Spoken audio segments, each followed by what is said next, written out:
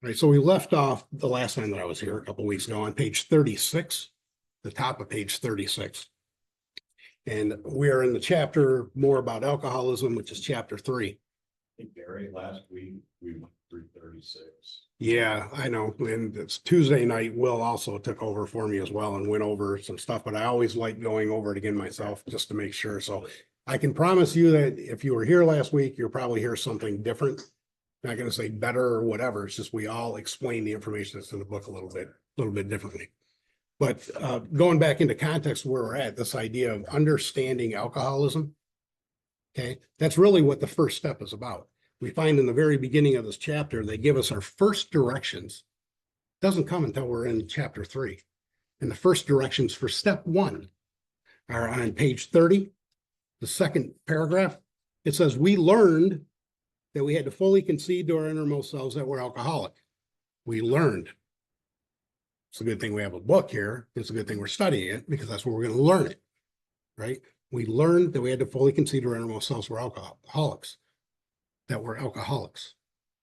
Step 1 that you normally see on the wall says, we admitted we were powerless over alcohol, that our lives have become unmanageable. That doesn't say I'm an alcoholic.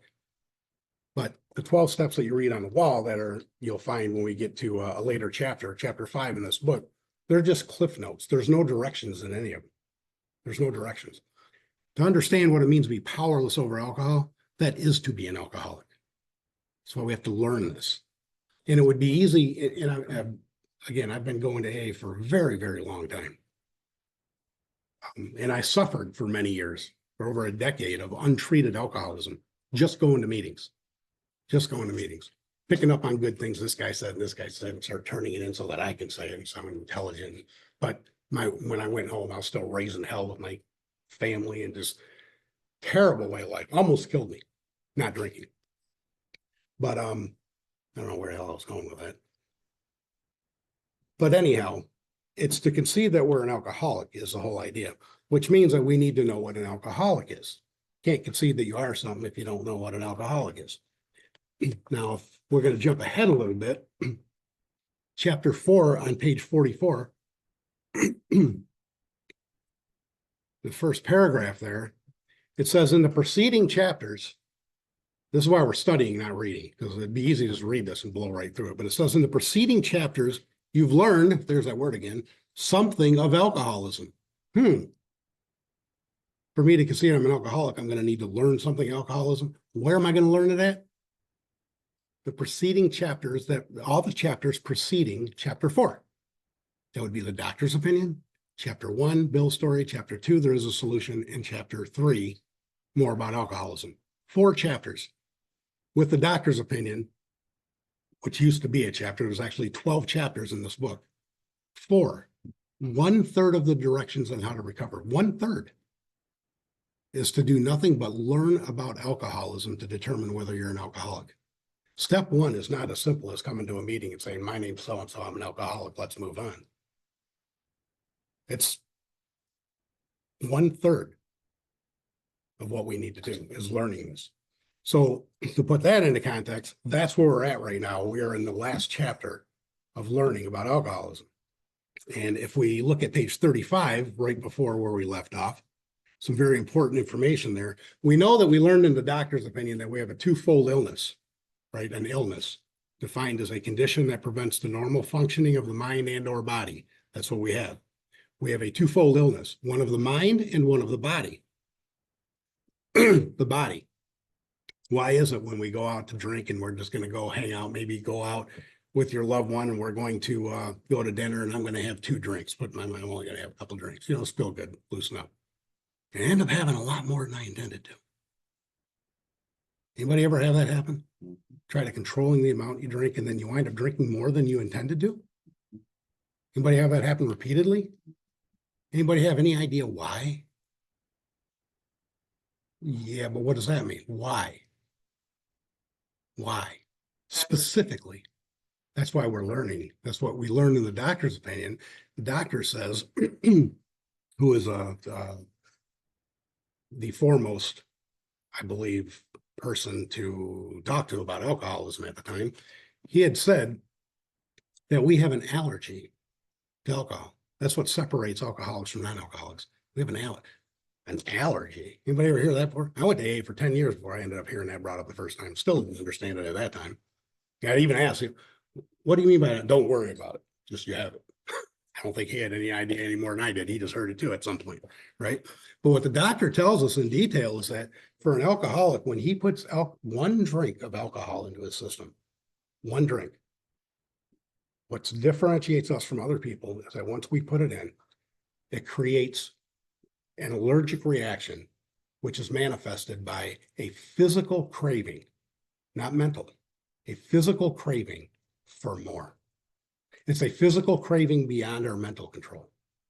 So we put in the second one. And now we have even a stronger physical craving beyond our mental control to have another one and another one and another one until we go to oblivion.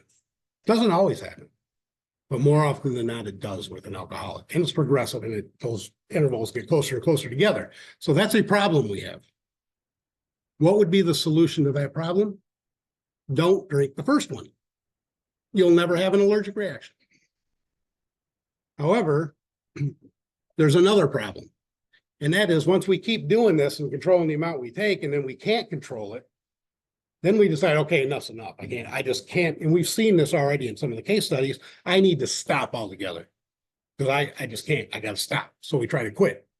Now, if you're an alcoholic, then we're talking about the second part of the problem, which is the mental condition. And the mental condition is that no matter how bad the need, no matter how bad the want, no matter how bad the wish, no matter what ultimatums are put in front of us, the time and place will come when we will drink again. Why would that be? Well, top page. So we got two parts, right? Two problems. Now on the top page 35, they say, while we do have two problems, it goes into saying, let's see here. Here, let's go to the bottom of page 34 so we can get this all into context. It says, how then shall we help our readers determine to their own satisfaction whether they're one of us? The experiment of quitting for a period of time will be helpful, but we think we can render an even greater service to alcoholic sufferers and perhaps the medical fraternity. So we shall describe some of the mental states that precede the relapse into drinking.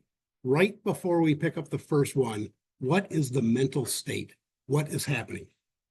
For obviously, that is the crux of the problem. So even though we have a twofold illness, the problem is really with our mind, because if we don't pick up the first one, we'll never have the allergic reaction. But why can't we? Again, most of us come to AA sober first time. The problem is not that we can't get sober. We just can't stay that way. And why is that? No matter what gets put up against us, you're going to lose your job, you're going to lose your kids, you're going to lose your spouse, and we do it again. Why?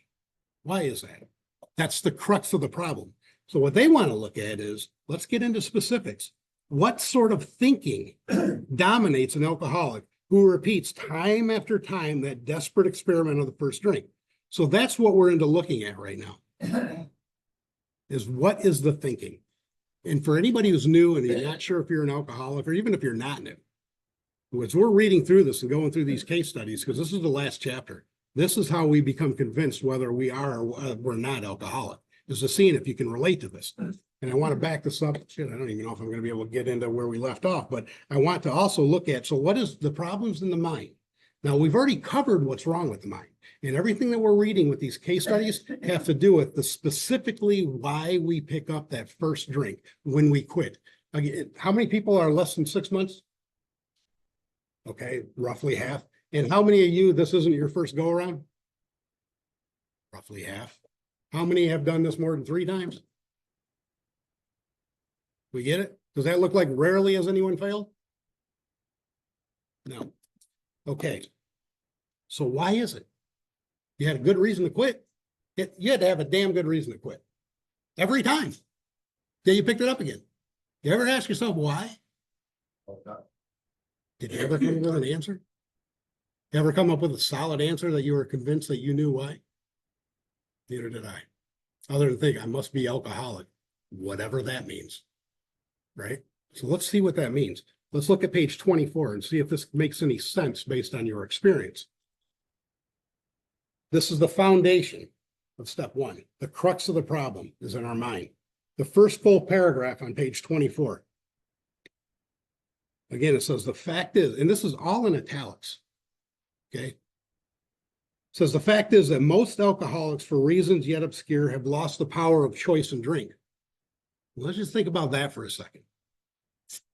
You tried to stop drinking, right?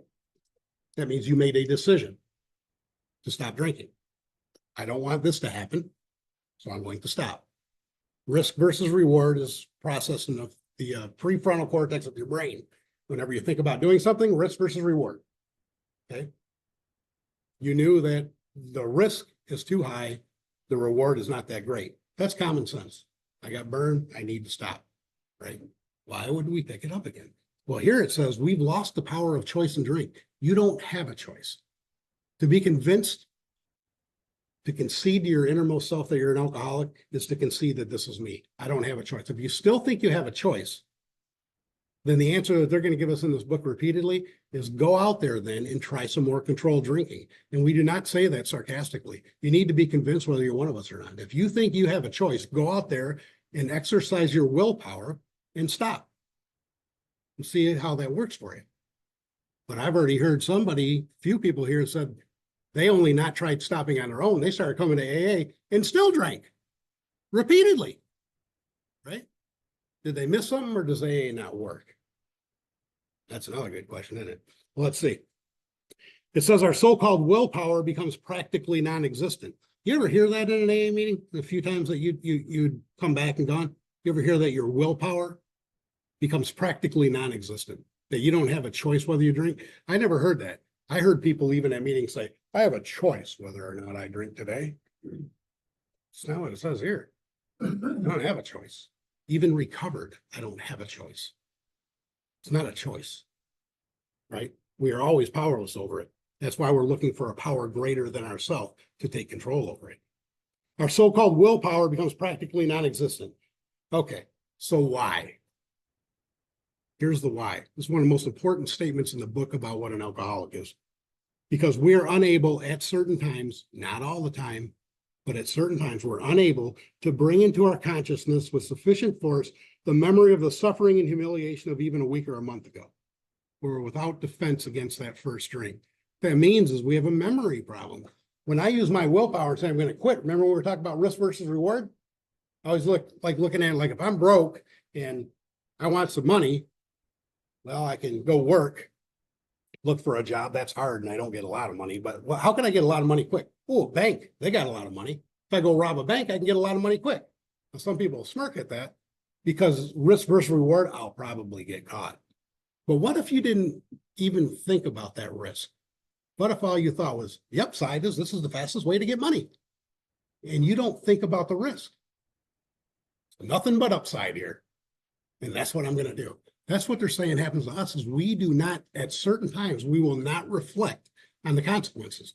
Now, maybe for a while, you get that ultimatum, you're going to lose your job, your spouse, whatever it is, or you just felt just terrible, like dying, right? And you didn't want to feel that way anymore. So you use your willpower and you stop. And then you get tempted at some point, and then your mind says, no. I know it sucks the way I feel now, but I remember what that was like, and I ain't going back to that. And we can hold ourselves in check, some of us longer than others. It's all different. But if you're an alcoholic, one thing is for certain. Back to the time and place will come when you will pick it up again because you will not reflect on that consequence. And that's why we pick it up. No matter how great the necessity, there's nothing to do with loving you or not loving. You're not even in the equation. The job is not even in the equation. Just, I feel so bad that I need something to feel better. And there's only one thing that I know that makes me feel better. And that thought pushes out of my mind the consequences that I'm going to pay. Only happens to alcoholics. To put that into a better context to help people who might not be alcoholic understand it, at the next paragraph down, the last sentence says, there's a complete failure of the kind of defense that keeps one from putting his hand on a hot stove. And I love that analogy. You get your hand burned on a hot stove at a young age, which most of us have had something like that happen. Right? There's never at any point in my life later, it may happen when I was 5. At 25, I never thought, my God, it's been 20 years. I bet you I could put my hand on that. It ain't going to burn me. right? Well, sure, it's been 20 years, right? It's such a pretty flame. We wouldn't do that. We wouldn't do that because we wouldn't want to get burned. But had not, before you decided to quit drinking, had you not been burned much worse than what a flame does to your hand, and yet we pick that back up again? Okay. The mental condition we're talking about here, that is what they describe in the second step as insanity. Insanity does not mean we're crazy. Insanity, by definition, sanity is wholeness or soundness of mind. Insanity is the opposite. It is a mind that is not whole, it is not sound. Might be 99.5% whole and sound. We might be very successful people in all other areas of our life. But something to do with this alcohol thing, no matter how great the wish or the consequence, I keep picking it back up. And when I keep picking it back up, more often than not, I drink more than I intend to. And when I do that, I get into a lot of trouble. And when that happens, then I emerge remorseful, and I swear I'll never do that again. And then I'm sober, and then it starts that whole pattern over and over and over again. That's what we're focusing on here. Does everybody understand this? Does that make sense? All right, so let's get started. On page 36, now that we got this into context. Actually, I'm still going to go back to page 35 because we're getting our, in the second full paragraph, we're getting our first case study about this condition of the mind and the body, putting it both together. And it's a guy that they're going to say they call Jim. Okay, it's a guy we call Suddenly Jim. We'll see why it's suddenly in a minute here. But just in short, I'm not going to read the whole thing, but this guy has a good family. He's got a happy, he's got a wife, family. He's inherited an automobile agency. He's got a commendable World War record. He's a happy guy. He's got life's not, he's not the bottom of the barrel. A lot of people say the guys in this book, you know, they recovered because they were bottom of the barrel. This guy wasn't bottom of the barrel. This guy was still had a lot going on in his life. And he didn't start drinking, it says, until he was 35. And it said it only took him a few years until he started going to what then was asylums. Today, we probably look at them as treatment centers because that's back then they used to put them in asylums. Now we put them in treatment centers. So he's got this going on. He went to a treatment center. And when he got out, he got in touch with these alcoholic guys, Alcoholics Anonymous guys. So what did they do? This will be a good insight of how were they sponsoring people back then? How were they dealing with newcomers? It says in that last paragraph, we told them what we knew of alcoholism. Everything I just told you, the mind and the body. Does that sound like you? Or do you got another excuse for the reason you keep picking it up? Or you can't control the amount you take? If you got another excuse, if you can fix it another way, by all means. But what we did is we told them what we knew about it. And they also told them what else? They told them the answer they found. This is what we found as a solution. Rarely has anyone failed. If you're interested, I'll show you what I did. If you're not, that's okay too. But if you're interested, I'll show you what I did. That's all he did with the guy. And it says he made a beginning. We've already learned that a beginning on page 19 is when we stopped drinking. Okay, so things started coming together a little bit in his life. And then it says he found himself, oh, let me say, first off, middle of the paragraph says, to his consternation, he found himself drunk half a dozen times in rapid succession, over and over and over, picking it up again. The sentence before that says why. It says all went well for a little while, but he failed to enlarge his spiritual life. We're going to learn in here what it is to enlarge our spiritual life, about our way of living. And we do not enlarge our spiritual life just by going to meetings. That is not in here. So whatever it means, he didn't do it. And he got drunk half a dozen times in rapid succession. And then he got back with these guys and he agreed he was a real alcoholic. Says at the last sentence there, he knew he faced another trip to the asylum if he kept on. He knew what his consequences were going to be if he picked it up again. He's going to go back to the treatment center. Moreover, he's going to lose his family for who he had a deep affection. He knew what his consequences were, right? That's what they're saying. I knew what I had to lose. Now where we left off. Yet he got drunk again, regardless of those consequences.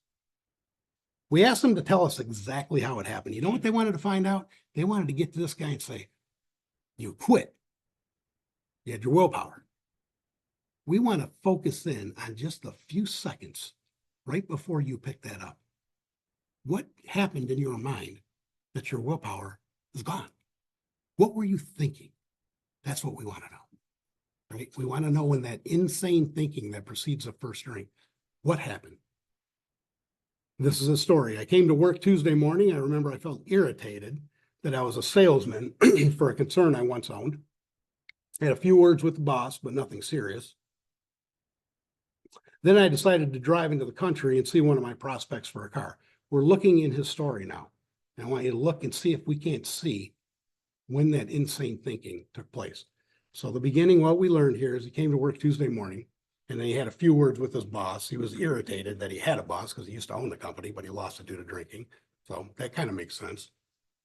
We kind of sometimes question why it says that he came to work Tuesday morning. The argument some people have made is like, maybe the boss said, well, where the hell were you Monday?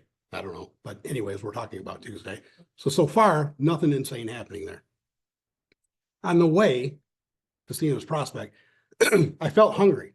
So I stopped at a roadside place where they have a bar. Okay, is that a problem? Many might think so, but let's see what he's got to say about that. I had no intention of drinking. It's on guard. I just thought I would get a sandwich. And I also had a notion that I might find a customer for a car at this place, which was familiar, for I had been going to it for years. Get this, I had eaten there many times during the months that I had been sober. So is it a problem that he's going to the bar? He's been there many times. Never drank. He has no intention of drinking. I don't think there's anything insane about that. If you had common sense and you've gone there many times, it's like back to burning myself on. Does that mean that I have to stay away from a stove for the rest of my life? Because I might drink. No, I've cooked on it many times and haven't burnt myself since. Makes sense that I should be able to use the stove. I should be able to go to the bar. That's his thinking. There's nothing wrong with it. I sat down at a table and I ordered a sandwich and a glass of milk. Still, no thought of drinking. This guy recollects exactly what happened. I ordered another sandwich and decided to have another glass of milk. Suddenly, see how all this is in italics? This is why we call him Suddenly Jim. Suddenly, Jim had the thought that crossed his mind that if I were to pour an ounce of whiskey in my milk, it couldn't hurt me on a full stomach. So I ordered a whiskey, poured it into my milk. I vaguely sensed that I was not being very smart, but felt reassured I was taking the whiskey on a full stomach. That experiment went so well that I ordered another whiskey and poured it into my milk. That didn't seem to bother me, so I tried another. And thus started one more journey to the asylum for Jim. Because we know that once Jim put the first one in, he couldn't stop because he's an alcoholic. The mental defense goes right up to when we put the first drink in. After that, there is no mental defense. It's all this physical craving beyond our mental control. His mental defense failed. Why? For the stupid idea that an ounce of, I've never had a thought like that, but that's what his thought was, right? We all have whatever thought. There's some thought that tells us it's okay to pick it up. But that was his thought. That was the insane thinking. Here was the threat of commitment, the loss of his family, the loss of his position, to say nothing of the intense mental and physical suffering which drinking always caused him. He had much knowledge about himself as an alcoholic. Guess what he had? He'd learned from the alcoholic guys what an alcoholic was. He already knew. And he thought, well, if it's this mental problem and they're telling me I won't have it.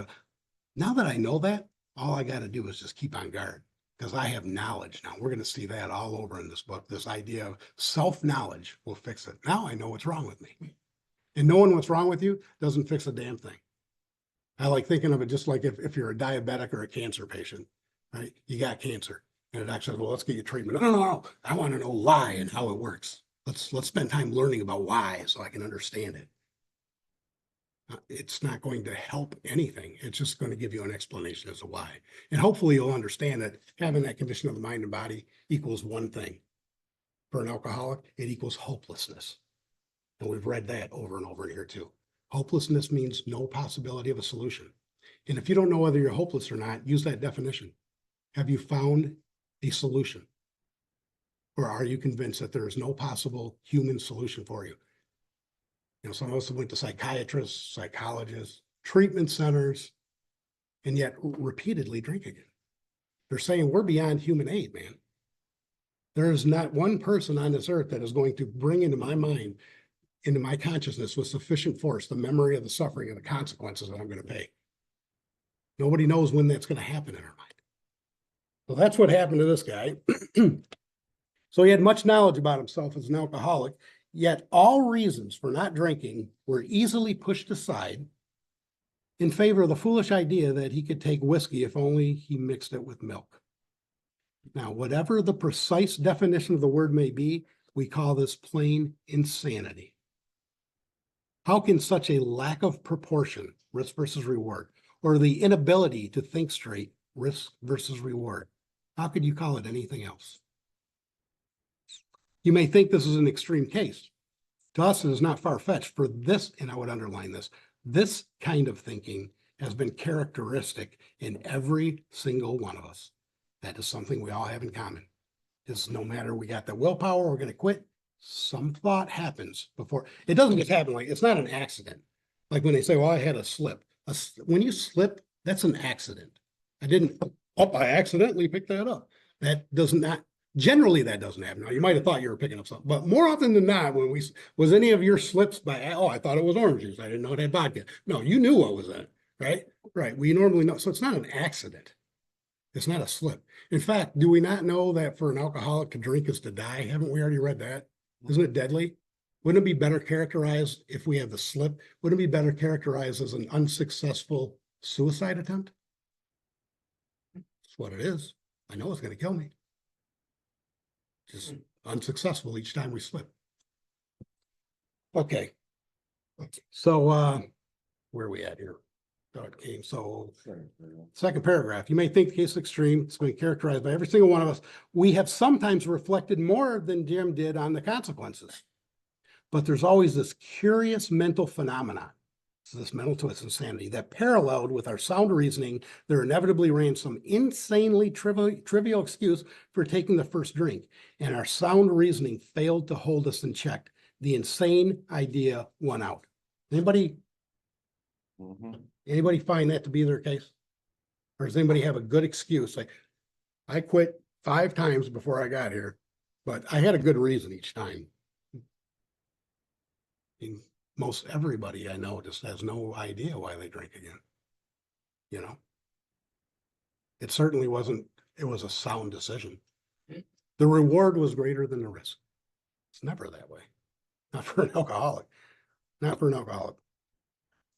In some circumstances, we've gone out deliberately to get drunk, feeling ourselves justified by nervousness, anger, worry, depression, jealousy, or the like. And there's a lot of truth in that now that I just read this. First time this hit me. You know, the doctor tells us when we're sober in the beginning of the cycle, when we're sober, not drinking, I'm quitting, I'm done for good. When we're sober, the problem is, he says that we become restless, irritable, and discontent. We become miserable. And although we don't want to go back to it, that misery gets worse over time and worse over time. So finally, I cannot stand the way I feel. Why am I sober? I cannot stand the way I feel, and I need to be better. I need to feel better. And there's only one thing that does that. So when they're talking about, we have these excuses of being angry, worried, yeah, life sucks after a while when we're sober. It does. And that's our excuse. But even in this type of beginning, we're obliged to admit that our justification for a spree was insanely insufficient in light of what always happens. God, I'm pissed off and angry and screw it, I'm going to drink anyways, and I'm going to lose everything. Risk versus reward, what? Still not a clear excuse, is it? Insanely trivial excuse.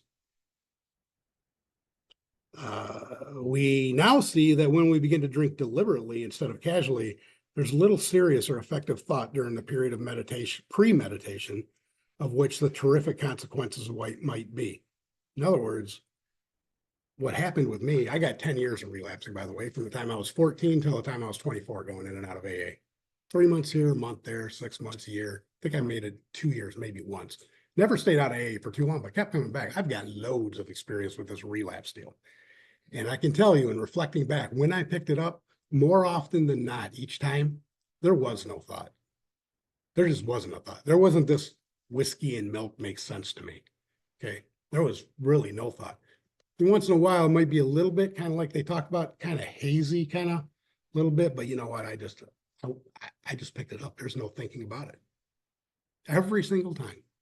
That's what happened. Our behavior is absurd and incomprehensible with respect to the first drink is that of an individual with a passion, say, for jaywalking. We're going to finish with this jaywalker guy before we close for the day. So let's look at this. This is an example to compare it to what happens when we're drinking. For those of us that are not alcoholic, that hasn't experienced what we're talking about here, let's put it into a different context. A guy who has a passion for jaywalking. He gets a thrill out of skipping in front of fast-moving vehicles. So what's the reward? He gets a thrill, right? Feels good to him. Sounds crazy to us, but hey, whatever his deal is, he feels good about it, fine. He enjoys himself for a few years in spite of some friendly warnings to get the hell out of the road, right? A few warnings. Up to this point, you would label him as a foolish chap having queer ideas of fun. Then luck deserts him, and he's slightly injured several times in succession. And now we're paying some consequences. The reward, a thrill. Now I'm getting hurt. You would expect him, if he were normal, to cut it out. The risk is higher than the reward. Presently, he's hit again, and this time fractured his skull. Now he's getting some serious consequences. Within a week after leaving the hospital, a fast-moving trolley car breaks his arm. He tells you, all right, I've decided to stop jaywalking for good, but in a few weeks, he breaks both his legs. On through the years, this conduct continues, accompanied by his continual promises to be careful or to keep off the streets altogether. Finally, he can no longer work. His wife gets a divorce. He's held up to ridicule, and he tries every known means to get the jaywalking idea out of his head. Every means that he could find. Didn't we see that with Roland Hazard? Very rich guy. He had any solution, human solution available, no matter what the cost, this guy could do it. He went to see the third most popular psychologist of the time. It was Freud, Adler, and then Dr. Jung. He spent a year with this guy. Still learned a lot, and he was drunk before he made it back home. So this guy had every known means to get the jaywalking idea out of his head. He shut himself up in the asylum. Think about it as a treatment center, hoping to mend his ways. Hopefully this will fix it, because I don't know what else to do. But the day came, and he races out in front of a fire engine, which breaks his back. Such a man would be crazy, wouldn't he? You may think our illustration too ridiculous, but is it? We who have been through the ringer have to admit, if we substitute alcoholism for jaywalking, the illustration would fit us exactly. However intelligent we may have been in other respects, we alcoholics, where alcohol has been involved, we have been strangely insane. It's strong language, but isn't it true? And we will stop there for the day.